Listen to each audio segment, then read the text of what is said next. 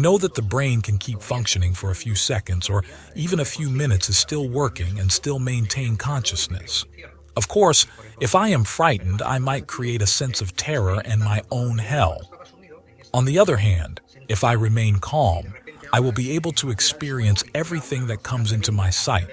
And when I was immersed in this reflection, I felt as if all of a sudden now it opened up to the ground and I started moving forward through a tunnel at a tremendous speed. To give you an idea, it felt like around 300 kilometers per hour, similar to a car's speed. As I experienced this sensation of speed, I noticed a point of light at the tunnel's end.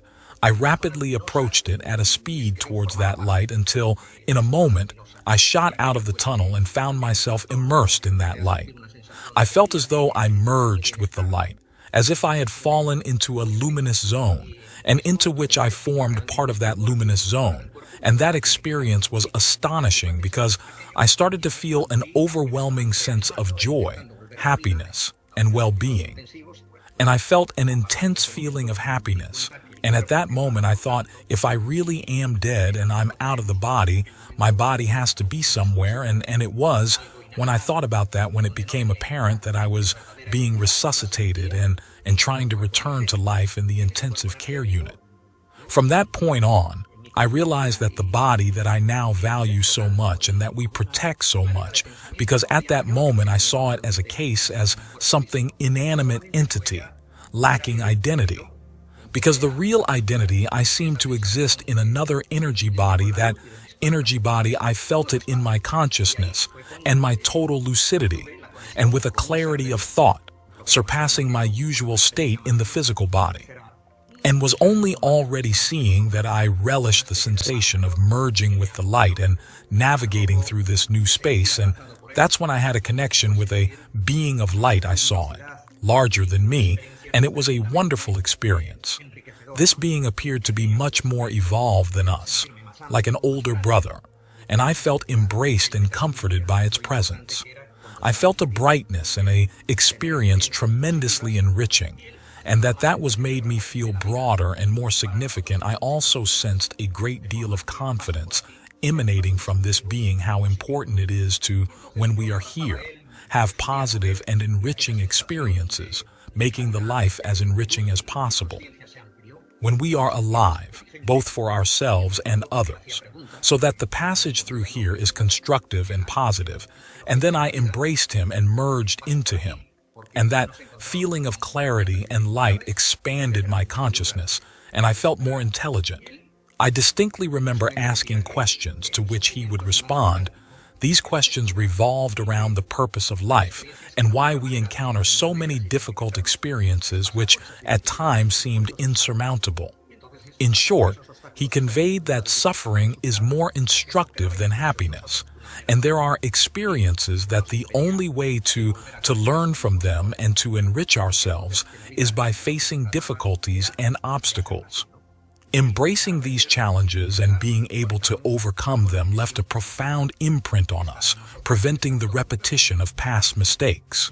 He emphasized that life is about striving to learn, connecting with the positive dimension within us and in the universe, and continuing to grow and expand our consciousness through experiences. As our consciousness expands, we transition to higher dimensions, gradually progressing in this process as time unfolds in this and other dimensions, as it is measured in this and other dimensions, that we would move into dimensions where we would arrive at dimensions where we would be in the same elevated state as he was, and from there, we would continue ascending until we reached a moment of merging with the universal intelligence and cosmic consciousness. At that point, we would become one with that superior dimension where the supreme intelligence would be the concept we have, if we want to refer to it as God or the supreme intelligence, is that which has created life and organizes everything within the entire universe and cosmos. It envelops us across different scales of dimensions, constituting a comprehensive process of life with the purpose of surpassing challenges and reaching our maximum potential. and that this is the process of life, and that in that whole process we are developing intelligence, consciousness, positivity, and the ability to enrich our lives and the lives of others around us. All of us are interconnected parts of the universe. Although we possess unique personalities and nuances, we contribute to the entire universal experience. We are all part of a universal being, part of an intelligence that envelops us all. And that was the message in summary of what I got from being with this being of light. I felt like I was melting with him. I began to have a series of sensations as if I was watching the film of my life from childhood up until the age I was at that momento. Everything was happening at an intense speed, but at the same time with a lot of lucidity, as if it was like superimposed images, where I saw all the positive things that were there, and negative things I had done and the things I hadn't done then.